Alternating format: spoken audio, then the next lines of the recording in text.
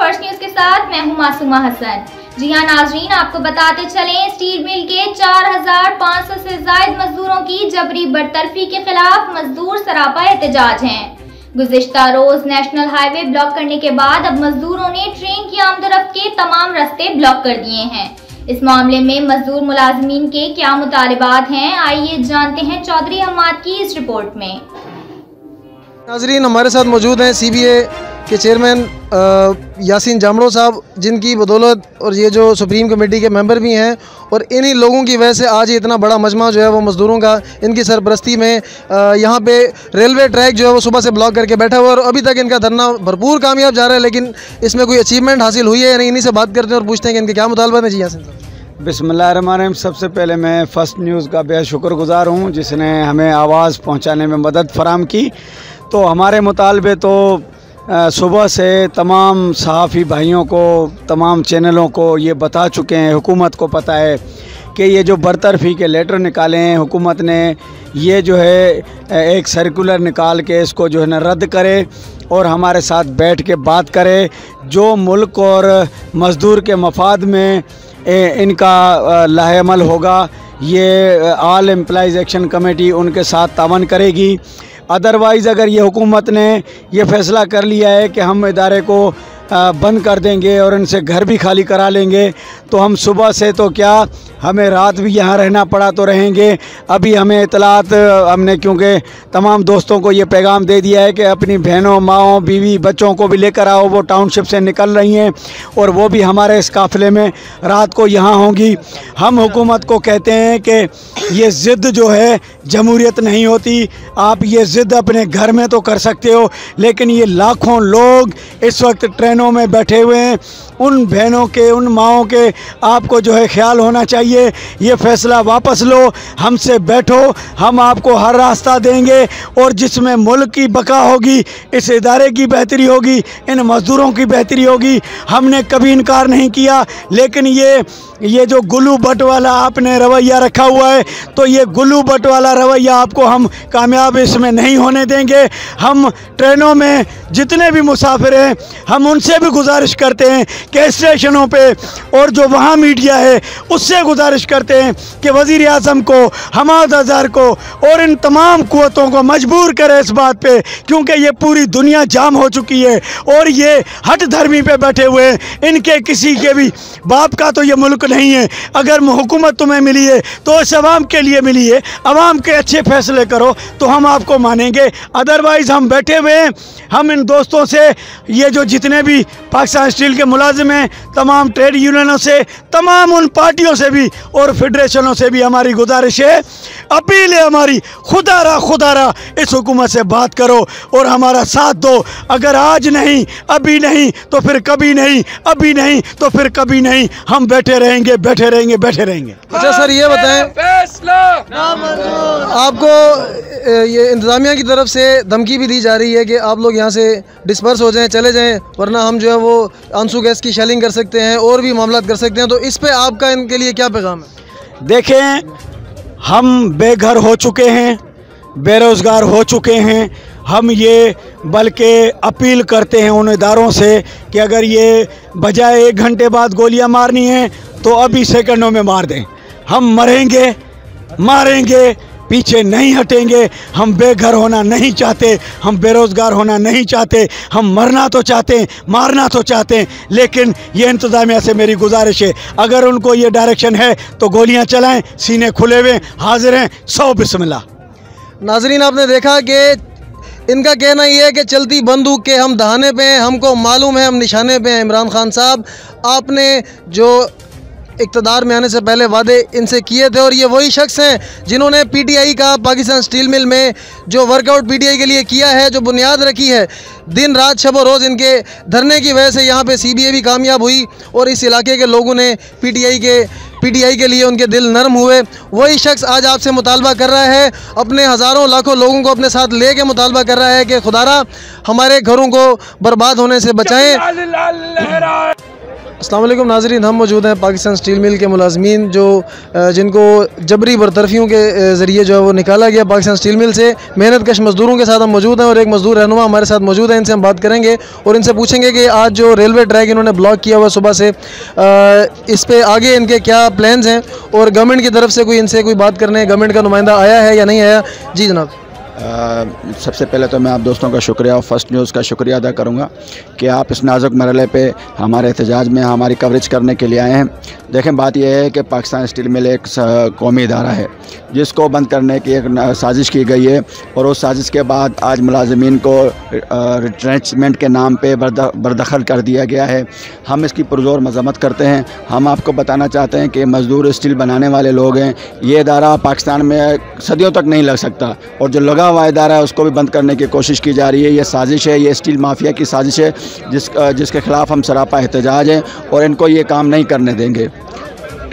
आगे का लाएमल आपको मैं बताता चलूँ कि हमने छोटे मोटे एहतजाज किए ताकि गवर्नमेंट को ये तंबीह की जाए कि आप ये काम ना करें, लेकिन अफसोस के साथ उन्होंने जिस तरह से हमें रिट्रेंच किया है, हमें बर्दाश्त किया है इदारे से, तो हम उसके ख़िलाफ़ सरापा एहतजाज हैं। और जब तक ये अमल बंद नहीं किया जाता, जब तक ये लेटर वापस नहीं लिए जाते, हम सरापा एहतजाज हैं और रेलवे ट्रैक नहीं खुलने देंगे।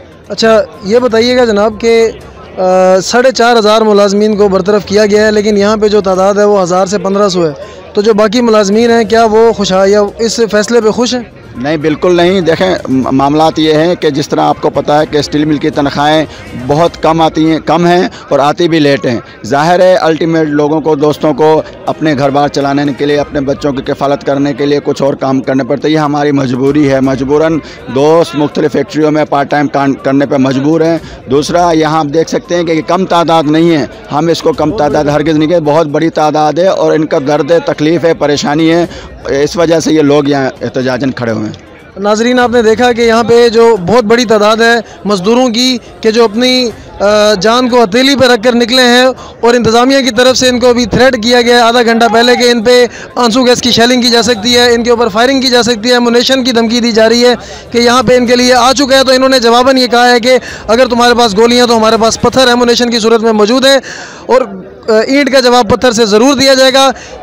एक ही चीज़ का मुतालबा करें और वो है इंसाफ, और जो नौकरी हैं उनकी वापसी, जो उनकी बरतरफी का फ़ैसला किया गया है, जबरी बरतरफी का, उसको वापस लिया जाए। उसके बाद ये मज़दूर अपने अपने काम को चले जाएंगे। दोस्तों ये लोग कमिटेड हो चुके हैं और इस पैगाम के साथ ये सारे मज़दूर यहाँ पे मौजूद हैं और इनके रहनुमाओं ने और इन्होंने आपस में इस बात पे इत्तफाक किया है कि सहर होने को आई है, सितारे डूब जाएंगे, वो तूफ़ान उठने वाला है, किनारे डूब जाएंगे। इनकी मानो तो उठो, मंझधार की मौजों से टकराएं, वगरना देखना साहिल पे सारे डूब जाएंगे। जी दोस्तों, हम आपको दिखाएंगे, लाइव धरना दिखा रहे हैं कि धरना जारी है और मगरिब के बाद का टाइम हो चुका है। आप देख सकते हैं कि नीचे पटरी पे हज़ारों की तादाद में जो है वो मज़दूर जो है पाकिस्तान स्टील मिल के वो मौजूद हैं और वो मुतालबा कर रहे हैं कि हमारे साथ जो जुल्म ज़्यादती हो रही है वो नोहा कना है इस पर, और उनका मुतालबा ये है कि उनके जो जबरी बरतरफी की गई है उस पर नज़रसानी की जाए और जबरी बरतरफी से उनको जो है वो छुटकारा दिया जाए। हमारे साथ मौजूद हैं यहाँ पे पाकिस्तान स्टील मिल के हवाले से शुरू से ही बड़ी इनकी रिपोर्टिंग रही है और तजियाकार भी हैं, सीनियर साफ़ी भी हैं। इनसे हम बात करेंगे, मुदस्सिर गफूर, इनसे पूछेंगे कि अब ये क्या होने जा रहा है और ये इन मज़दूरों का क्या मुस्तकबिल है। जी बिस्मिल्लाहिर्रहमानिर्रहीम। हम्माद, जहाँ तक आपका सवाल है कि जी होने क्या जा रहा है, तो होने ये जा रहा है कि जैसा कि इमरान खान ने इसी स्टील मिल के मकाम पर उन्होंने धरने से ख़िताब भी किया, एहतजाज से भी ख़िताब किया। असद उमर साहब भी आए, असद उमर साहब के बाद जो है आरिफ अलवी साहब भी आए और उन्होंने कहा कि हम स्टील मिल के अंदर नई इंतज़ामिया लाकर हम इसके अंदर इस्लाहात लाएंगे, इस्लाहात लाने के बाद हम स्टील मिल को चलाएँगे। तो लिहाजा अब वो गवर्नमेंट में आ गए हैं। गवर्नमेंट में आने के बाद 2 साल तक उन्होंने जो है अब तक जो है स्टील मिल के ऊपर कोई इस्लाहात नहीं की। नई इंतज़ामिया जो उन्होंने लानी थी या बोर्ड ऑफ डायरेक्टर जो मुकम्मल करना था वो भी उन्होंने अभी तक मुकम्मल नहीं किया। इंतज़ामिया की बात रही जहाँ तक, तो इंतज़ामिया तो आ गई। आने के बाद यहाँ पर एक जो स्टील मिल के अंदर ये रिट्रेचमेंट का अमल उन्होंने शुरू किया, यानी कि जबरी बरतरफी। तो इस पर अगर देखा जाए तो इमरान खान साहब माजी की तरह अपने स्टील मिल के बयान पर भी यूटर्न ले गए। और अच्छा ये बताएं, मैंने ये सुना है कि स्टील मिल के इन मज़दूरों की जो फैमिलीज़ हैं वो घरों से निकल चुकी हैं, वो भी आ रही हैं यहाँ पे पटरियों पे बैठने के लिए अपने इंसाफ के और अपने जो है वो हक़ के लिए। तो आपको क्या लगता है कि अगर वो फैमिलीज़ आ जाती हैं तो हुकूमत को उनकी बात, इनकी मज़दूरों के मुतालबात मानने पड़ेंगे या उन पर भी जो है वो कोई जानवरों वाला उनसे रवैया अख्तियार किया जाए? देखें, हुकूमत हो या चाहे आपकी प्रोविंशियल गवर्नमेंट हो, आपको उनको इंसाफ तो देना पड़ेगा। और इंसाफ वो कैसे होगा कि अदालत जो है आपके किसी भी मज़दूर या जो भी आपकी ये ट्रेड आपकी ये अदलिया है, तो आखिर मज़दूर के पास जो हुर्बा होता है वो आपका यही अदालत है, और अदालत ही मज़दूरों को इंसाफ फराहम करती हैं। जहाँ तक बात रही ये जो पीछे आज ये मज़दूर ये एहतजाज कर रहे हैं, तो इनको कहा गया था कि हम स्टील मिल के अंदर एक नई इंतज़ामिया लेके आएंगे और स्टील मिल को हम चलाएंगे। ठीक है, अगर आप नहीं चला रहे, जो 79 से आए हुए हैं लोग, जो 80s से आए हुए हैं, या जिन्होंने पूरी ज़िंदगी यहाँ पर लगाई है 79 में, जिनको 40, 45 और ये 35 साल हो गए, तो उनको आप एक लेटर पर कैसे निकाल सकते हैं?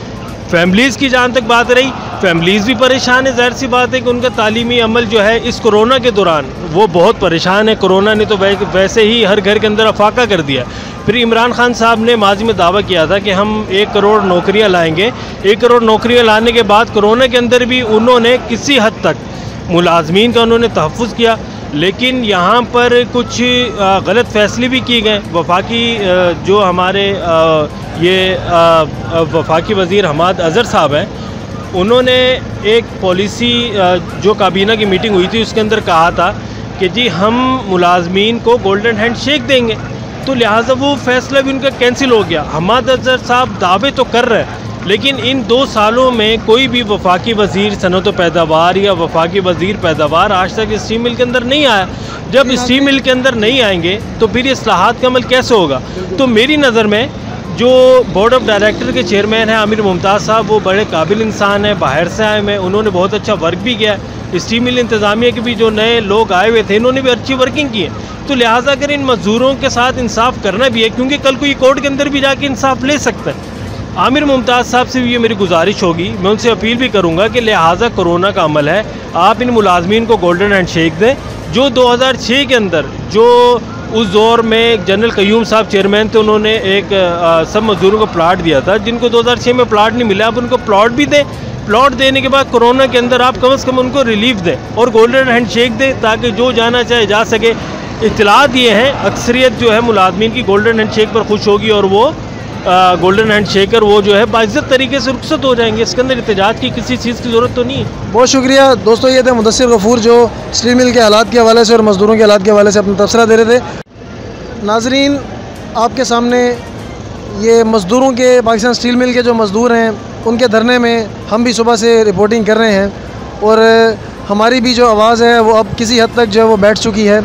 इन मज़दूरों के हकूक़ के लिए आवाज़ उठाते हुए और इनके जो मुतालबात हैं वो हुकूमत वक्त तक पहुँचाते हुए, मैं आखिर में सिर्फ इतना कहना चाहूँगा इमरान खान साहब के लिए कि खान साहब, आप जब इस इक़्तिदार में आए थे और आपने जो वादे किए थे, उन वादों में से एक वादा भी अभी तक वफा ना हो पाया है।